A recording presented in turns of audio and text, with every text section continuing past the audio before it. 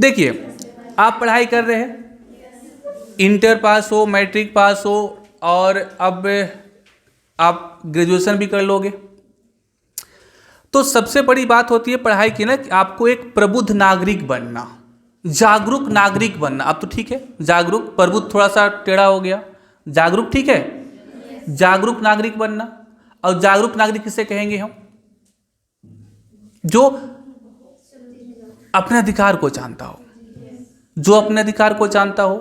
और आपको पता है कि आप लोकतंत्र में रहते हैं, आपको ये पता होना चाहिए कि भारत विश्व का सबसे बड़ा लोकतंत्र है। किस मायने में? अरे हम पूरे वर्ल्ड में नंबर 1 पर आ गए पॉपुलेशन में, तो जहाँ लोग ज़्यादा होंगे वहाँ वोटर ज़्यादा होंगे, तो हम नंबर 1 पर आ गए ना।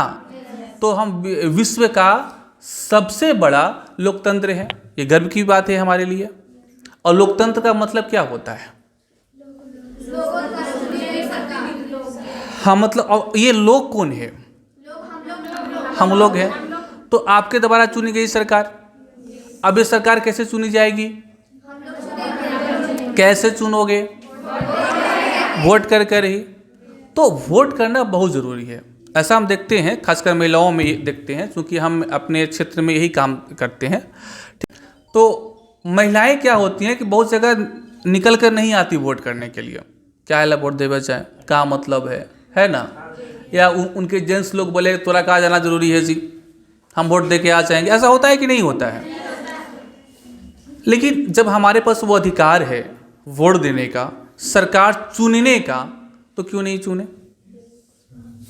और जब हम सरकार नहीं चुन रहे, खुद से वोट नहीं कर रहे, तो अगर सरकार गलत काम कर रही है, अगर आपको ऐसा लगता है कि सरकार गलत काम कर रही है, वो आपके इच्छा के अनुरूप काम नहीं कर रही है, तो आपको गाली देने का भी अधिकार नहीं है। क्यों है भाई? आपने तो वोट ही नहीं दिया था। जब आपने चुना ही नहीं तो आप गाली क्यों दोगे? उस दिन जब वोटिंग हो रही थी तब आप घर में सोए थे, अब काम जब नहीं हो रहा तो फिर आप गाली भी नहीं दो। क्लियर? अगर किसी को गाली भी देना तो पहले चुनेंगे ना। तो इसलिए जरूरी है कि आप अगर गाली भी देना है तो पहले चुन लो जाकर, ठीक है। और प्रयास ये करना है कि जो आपको अच्छा लगता है, जो आपको सच्चा लगता है, जो आपको नेक लगता है, वैसे उम्मीदवार को आप वोट करें, ठीक ना। अभी देखिए हाल में चुनाव होने वाला है, कौन सा चुनाव बता सकती हैं आप लोग? हाँ, लोकसभा चुनाव, प्रधानमंत्री का। हम लोग सीधे प्रधानमंत्री को नहीं चुनते, हम लोग हाँ लोकसभा मेंबर को चुनते हैं, मेंबर ऑफ पार्लियामेंट। अभी कौन है हमारे मेंबर ऑफ पार्लियामेंट, बता सकते हो आप सब नाम उनका? हमारे सांसद कौन है? सुनील कुमार सिंह। हाँ, बहुत सुंदर, सुनील कुमार सिंह जी अभी हमारे सांसद हैं। तो हम लोग सांसद को चुनते हैं, सांसद सब बैठते हैं और उन लोग एक नेता को चुनते हैं, वो नेता प्रधानमंत्री होता है। हम लोग सीधा प्रधानमंत्री को नहीं चुनते, लेकिन चूंकि हम सांसद को वोट कर रहे हैं, तो जिस पार्टी को हम वोट कर रहे हैं अगर उसका बहुमत आएगा तो वो बनेगा। लोकसभा में कितनी सीटें आप बता सकते हो? हाँ ठीक है, कुछ भी गलत भी सही, बोलना चाहिए, गलत ही सही। कितना? लोकसभा में कितनी सीटें हैं? लोकसभा में 500। हाँ देखिए, 545 सही था, अब 43 है, ठीक ना। हाँ, इसको आप लोग ठीक कर लेंगे, 543 है, तो 45 था, 43 है, ऐसा क्यों? अगर आप लोग को सुनने में इंटरेस्ट आ रहा तो हम बात को आगे बढ़ाएंगे, अदरवाइज रोकेंगे। तो क्यों दो, मतलब 45 था 43 क्यों? असल में ऐसा था कि 2 एंग्लो इंडियन का मनोनयन किया जाता था। अभी एंग्लो इंडियन क्या होता है, फिर पूरा क्लास लेना पड़ेगा। सिंपल समझो आप लोग, जो अंग्रेज आए थे, जो यूरोप से आए थे, चाहे वो लड़का हो या लड़की हो, तो उनकी शादी संभव है कि यहाँ की लड़का या लड़की से हुई होगी? हो सकता है कि नहीं हो सकता है? तो अगर माता पिता में से कोई एक यूरोपियन है और एक इंडियन है, तो उसका जो बच्चा होगा ना, उसको हम बोलेंगे एंग्लो इंडियन। तो एंग्लो इंडियन, तो उनके लिए 2 सीट क्या था, रिजर्व कर लें था कि उनका मनोनयन होगा, लेकिन 2020 में इसे ख़त्म कर दिया गया कि एंग्लो इंडियन की अब ज़रूरत नहीं है, मतलब उनका वैसा कोई है नहीं, तो इसे समाप्त कर दिया गया और अब 543 सीट हैं। ठीक है, अब इस 543 सांसद चुनकर जाएंगे, इनमें से जिस पार्टी का बहुमत होगा, यानी जो ये सांसद बैठेंगे और जिस आदमी को नेता चुन देंगे वो प्रधानमंत्री बन जाएंगे। ये तरीका होता है। तो आप लोग जो 18 साल के हो गए हो, वोटर आई डी कार्ड बन गया है, तो इस पर वोट करना, ज़रूर से वोट करना, ठीक ना। जो भी पसंद है, हम किसी उम्मीदवार का नाम लिए क्या? नहीं। किसी पार्टी का नाम लिए क्या? नहीं। हम बोले वोट देना जरूरी है, आपको जो अच्छा लगता है। और लोकतंत्र का यही खासियत है कि एक आदमी नहीं 10 आदमी खड़ा है, हमको जो अच्छा लगा हम उसको चुने, तुमको जो अच्छा लगता है वो तुम चुनो, और आपस में लड़ना नहीं है। यही लोकतंत्र है ना। तुमको जो अच्छा लगा कोई जरूरी, हमको भी अच्छा लगे नहीं जरूरी है। तो लोकतंत्र का मतलब आपका जो मन आप चुन लो, मेरा जो मन। अब हम बात, जो 81 आ रहा था ना, 81, वो विधानसभा का सीट था। झारखंड में जो विधानसभा है उसमें 81 सीट्स हैं, यानी 81 विधायक बनकर जाएंगे। जो आपके विधायक कौन है, आप बता सकते हो? हाँ, तो ऐसे सत्या, क्लियर, नाम अलग अलग होगा विधायक। तो ऐसे जो आपके अभिमंत्री भी हैं ना, और यही तो मंत्रालय उनके पास है। आप जिसके तहत प्रशिक्षण कर रहे हो, यही मंत्रालय उनके पास है। क्या सर? मंत्री भी हैं। ये अच्छी बात है, ये हमारे लिए सौभाग्य की बात है कि जो हमारे विधायक हैं वो मंत्री भी हैं, ठीक ना। तो कहने का सेंस है, इनका भी इलेक्शन होने वाला है। कब होने वाला है, कोई बता सकते हो? झारखंड विधानसभा का भी इलेक्शन होने वाला है नवंबर दिसंबर 2024 में। देखिए, आपका लोकसभा इलेक्शन अप्रैल मई में हो जाएगा 2024 में, और उसी साल नवंबर दिसंबर में आपका विधानसभा चुनाव भी हो जाना है। क्लियर? अब आप जिसको वोट करो वो बंदा रहेगा, नहीं करोगे नहीं रहेगा। तो आपके वोट की महत्ता है कि नहीं है? क्योंकि आपके एक उंगली के टिप से आपके इस उंगली पर सत्ता है। आप जिसको चाहो हटा दो, जिसको चाहो रख लो। तो जब इतना बड़ा पावर हमारे उंगली में है तो हम इसका यूज़ क्यों ना करें? क्लियर? तो हम सबको वोट देने जाना है, जब जब वोट होगा तब तब देने जाना है, और अपने लिए एक अच्छा उम्मीदवार चुनना है। एक मुखिया का भी चुनाव होता है, पंचायत चुनाव अभी पहले हुआ था, 1 साल पहले।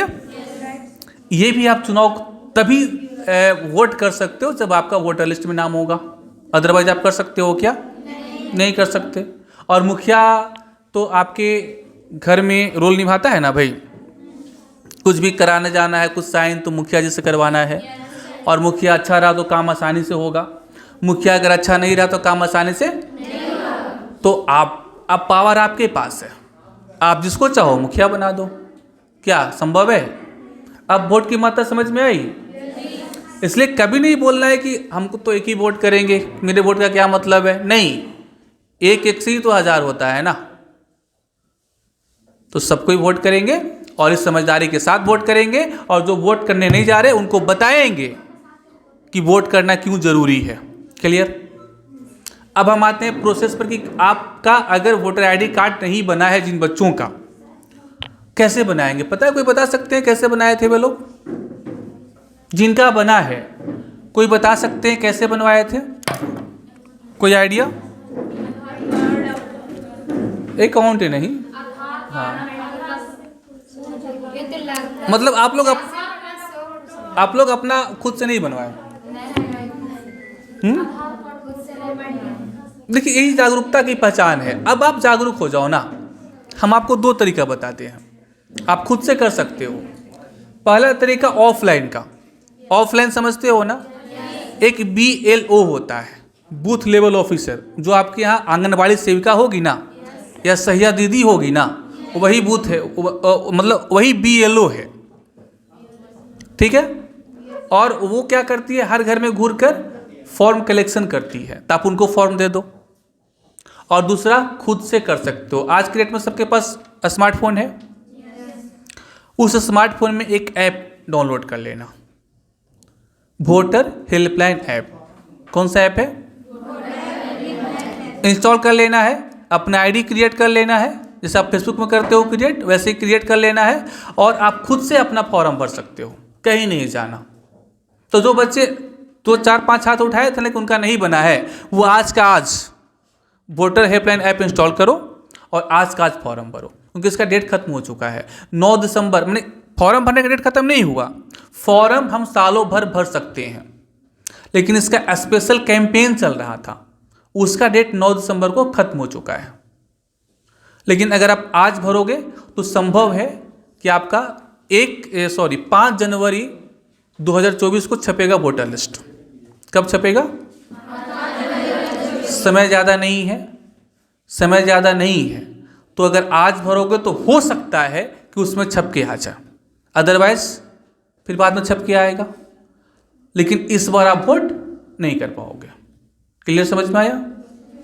आप फार्म कभी भी भर सकते हो, ऑनलाइन या ऑफलाइन, लेकिन आज अगर कर दोगे तो हो सकता है कि आपका 5 जनवरी को छप के आ जाए, जो आने वाला है छपकर, और जिसका नाम इस वोटर लिस्ट में होगा जो 5 जनवरी को आने वाला है, वही आदमी या तो लोकसभा इलेक्शन हो या विधानसभा इस बार वाला, वही आदमी देगा वोट, और जिसका नाम नहीं रहेगा वो कुछ भी कर ले, वोट तो नहीं दे पाएगा। क्लियर? इसलिए इस चीज़ को कर लेना आज। कौन सा फॉर्म भरना होता है पता है? कोई बता सकते हैं?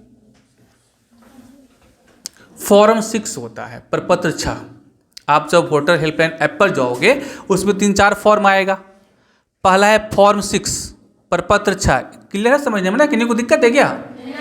फॉर्म 6 भरोगे नाम जोड़ने के लिए, जो मांगेगा एक आधार डाल देना है, एक अच्छा सा सुंदर सा फोटो डाल देना है। सुंदर सा फोटो क्यों बोले? ब्लैक एंड वाइट नहीं चलेगा, चश्मा टोपी नहीं चलेगा, सेल्फी नहीं चलेगा, जो लड़कियां अक्सर लिया करती हैं, है ना? नहीं, लड़कियां ज़्यादा मुंह इन्ने उन्ने करके लेती हैं, तो वो नहीं चलने वाला। कैसा चलेगा? फेस सामने दिखता हो और ये दोनों गाल जो है ना, जिसको पार्श्व बोलते हैं, इस सामने से दिखता हो, ताकि आपको पहचान करने में, वो फोटो क्यों डला हुआ है उसमें, कि जब आप वोट करने जाओ तो आपकी पहचान हो सके। अब आप मुंह रखे हो टेढ़ा, पहचान होगा क्या? नहीं होगा। तो रंगीन फोटो, और फोटो अच्छा होना, अच्छा करने का मतलब एक होता है ना सर मेगापिक्सल वगैरह, हाँ, तो वो बेहतर हो, क्वालिटी उसका बेहतर हो, ठीक है, ऐसा फोटो अपलोड करना आप लोग।